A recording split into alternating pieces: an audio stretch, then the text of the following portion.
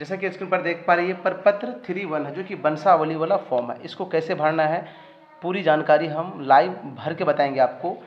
नमस्कार, सलाम, आदाब साथियों। मेरा नाम है अबुल कलाम। मेरे चैनल कलाम टिप्स में आपका स्वागत है। मैं आपको बताऊं कि आप किस तरह से जमीन सर्वे के लिए जो प्रपत्र भरना है वो प्रपत्र भरेंगे। स्टेप बाय स्टेप पूरी जानकारी इस वीडियो में दी जाएगी। तो चलते हैं, वीडियो को शुरू करते हैं। जैसा कि स्क्रीन पर देख पा रही है प्रपत्र 3-1 है जो कि वंशावली वाला फॉर्म है। इसको कैसे भरना है पूरी जानकारी हम लाइव भर के बताएंगे आपको। लेकिन वंशावली उसका लगता है फॉर्म जो पैतृक ज़मीन अपने नाम करवाना चाहते हैं, चाहे पिताजी का ज़मीन हो या फिर दादाजी का हो। मान के चलिए आपके पिताजी हैं, अब 2 भाई 1 बहन से हैं। इस केसेस में किस तरह भरा जाएगा, यहाँ पर अधिक रहेगा तो अधिक भरा जाएगा। तो उस केसेस में क्या करेंगे, हम प्रपत्र 3-1 भर के बताएंगे, क्योंकि बहुत सारे साथी हमें कमेंट करे थे कि सर लाइव अब भर के बताइए। जब प्रपत्र 3 लगेगा तो प्रपत्र 2 तो हर हाल में लगता ही है, आपको पता है, वो भी हम दिखा देते हैं। ऑलरेडी बना चुके हैं वीडियो के डिस्क्रिप्शन में लिंक दे देंगे, वो देख लीजिएगा। क्योंकि सब अगर एक ही वीडियो में इंक्लूड कर देंगे तो काफ़ी लॉन्ग बन जाएगा, फिर आपको भी मज़ा नहीं आएगा। तो कहने का मतलब ये है कि किसका किसका नाम यहाँ भरा जाएगा। बहुत गलती कर रहे हैं सब, ये प्रपत्र 3 भरने में लगभग लोग गलत कर रहे हैं। देखिए, ये बिहार विशेष सर्वेक्षण एवं बंदोबस्त तकनीकी मार्गदर्शिका है प्रपत्र 3-1 वंशावली अधिनियम 5 के तहत। तो शिविर प्रभारी जो है वहाँ पे अंचल, आपका जो भी अंचल है वो मान के चलिए, हम अंचल में कदवा है मेरा, जिला कटिहार है, तो हम इस तरह करके भर लिए। ठीक है, तो यहाँ कह रहे हैं स्वयं की वंशावली समर्पित करने के संबंध में। अब खुद की वंशावली इस तरह का, तो हम ये एग्जाम्पल दिए, एक वंशावली विस्तृत जो कि वैलिड है। यहाँ पे मुखिया सरपंच समिति का और भी जो गवाह का साइन होता है वो बता चुके हैं कि कैसे बनाएंगे। सपोज मान के चलिए इस तरह का आपका वंशावली है, 3 ही है यहाँ पर, तो किसका किसका नाम भरा जाएगा। तो यहाँ पर क्या है, उपरोक्त विषय के संबंध में सूचित करते हुए कहना है कि मैं पब्लिक हम लोग, मतलब जो उत्तराधिकारी है उसका वो घोषणा कर रहा है।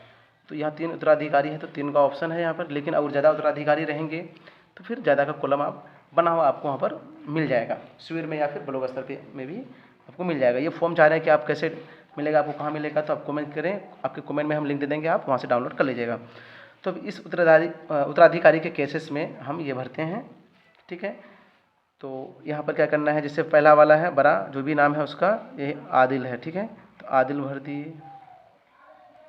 फिर उसके पिताजी का नाम क्या है, कलाम है, तो वो कलाम भर दिए। अब तो वीडियो को लाइक कीजिए।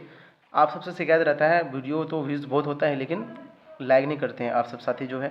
कम से कम लाइक करने के साथ साथ कमेंट करें कि कहाँ से आप देख रहे हैं, ये तो लिख सकते हैं, या फिर good, very good, very nice, कुछ भी। अब यहाँ पे दूसरा वाला क्या है, इसका परवाज है। ठीक है, उसके बाद उसके पिताजी का नाम क्या है, स्वर्ग लग जाएगा, जो इंतकाल कर गए तो स्वर्ग ना होगा, तो यहाँ पे स्वर्ग लगा दीजिएगा। उसके बाद तीसरी केसेस में है, अगर ये ज़मीन नहीं लेना चाहती है, या फूफी हो या बहन हो, क्योंकि अब तो मान के चलिए इन केसेस में अब बहन है आपकी, तो फिर इसके हिस्से में आ जाएगा ज़मीन। लेकिन ये एसडीओ लेवल का एफिडेविट देगी तब, ऐसे नहीं मौखिक नहीं होगा। अब वंशावली में उनका नाम दर्ज रहेगा लेकिन एफिडेविट लगाइएगा तो इसका नाम ऑटोमेटिक खतियान में नहीं आएगा।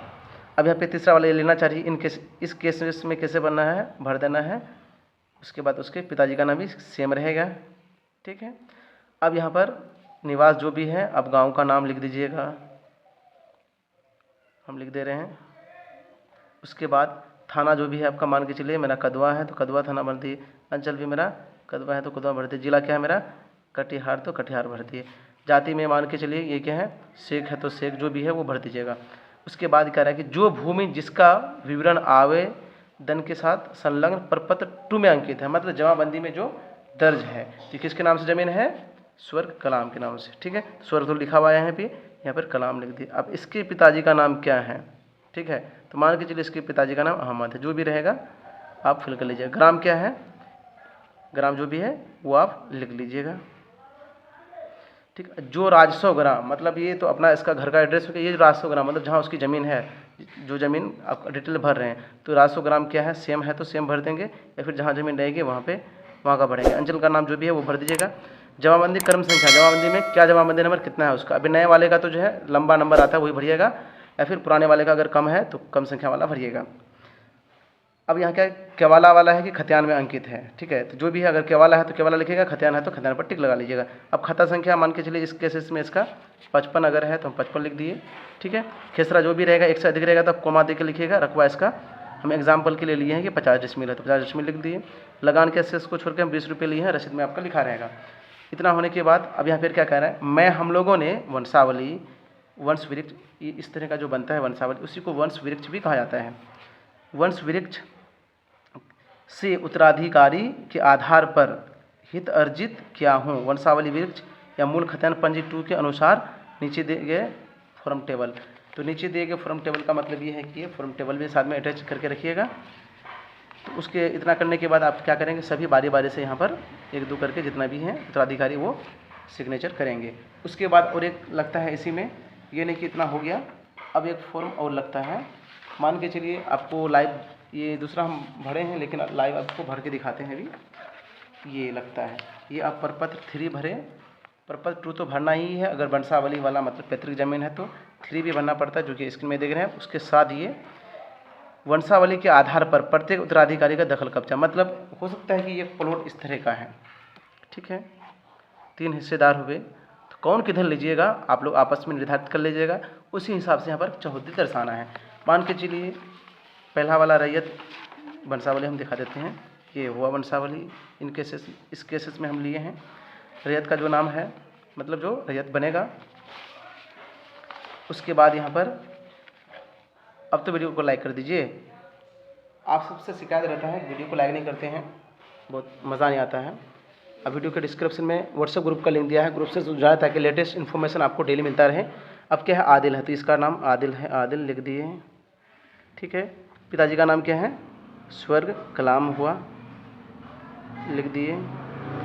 अस्थायी पता जो भी है उसका यहाँ पर फिल कर दीजिएगा। खाता इस केस में क्या 55 है, उसका जो रहेगा वो लिखेगा। खेसरा 105 है।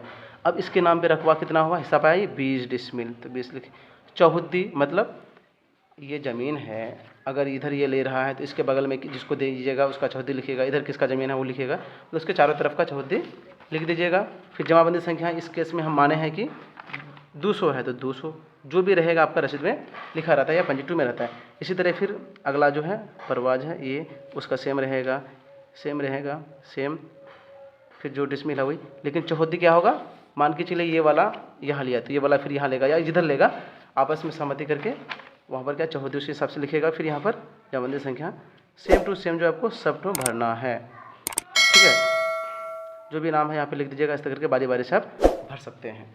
कहने का मतलब है ये है कि अगर आप हिस्सेदार वाला ज़मीन पाते हैं, चाहे दादा दादी का, इस तरह का जो ऑलरेडी एक वीडियो बना चुके हैं वंशावली बनाने के लिए, वो बना लीजिएगा। आप सरपंच साहब से मदद ले लीजिएगा। लेकिन फॉर्म भरते समय अगर कोई आपको दिक्कत हो रहा है तो वहाँ शिविर में भी शिविर प्रभारी रहेंगे, आपको डरने की ज़रूरत नहीं है। लेकिन डरेंगे कब नहीं, जब डॉक्यूमेंट्स तैयार करके रखेंगे।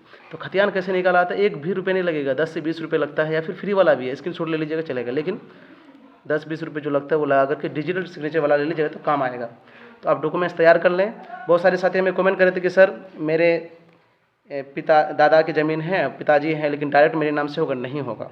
अगर वो देखिए जैसे आपके दादा की ज़मीन तो दादा इंतकाल कर गए, मृत्यु हो गई, तो पिता के नाम पे तो ऑटोमेटिक समझिए कि उसके हक में हो गया। लेकिन अगर पिताजी आपको रजिस्ट्री करके दे रहे हैं तब फिर आप मोडिशन करके अपने नाम पे करा लेंगे, लेकिन अभी सर्वे में आपका नाम पे नहीं होगा। ऐसा हमारे साथी सब कमेंट करते हैं, तो पूछ सकते हैं, ज़रूरी है, जायज़ बात है। अब जो भी समस्या आता है कमेंट कीजिएगा तब ना उसका इलाज होगा। तो अगर ऐसे भी बहुत सारे साथी का कमेंट आ रहा है कि सर मेरा ज़मीन है, रसीद भी है, केवल भी दूसरा आदमी यूज कर रहा है, उसका कब्जा में क्या होगा।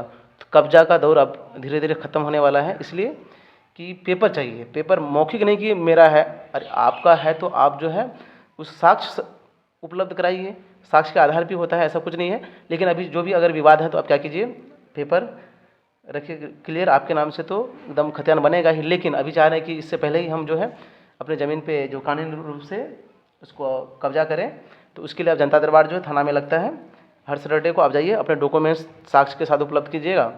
उसके बाद उसको बुलाया जाएगा अगला आदमी को, अगर उसका हक है तो वो पाएगा। ऐसे मौखिक जो है कि हम ही जोतेंगे, मेरा ही है, ये सब कुछ नहीं होता है। तो इसके लिए भी अगर आप हेल्प चाह रहे हैं कि सर हमें कुछ ऐसा उपाय बताइए, तो जो भी है वीडियो के दौरान तो बताया गया, लेकिन और भी चाह रहे हैं तो आप कमेंट करके बताएं।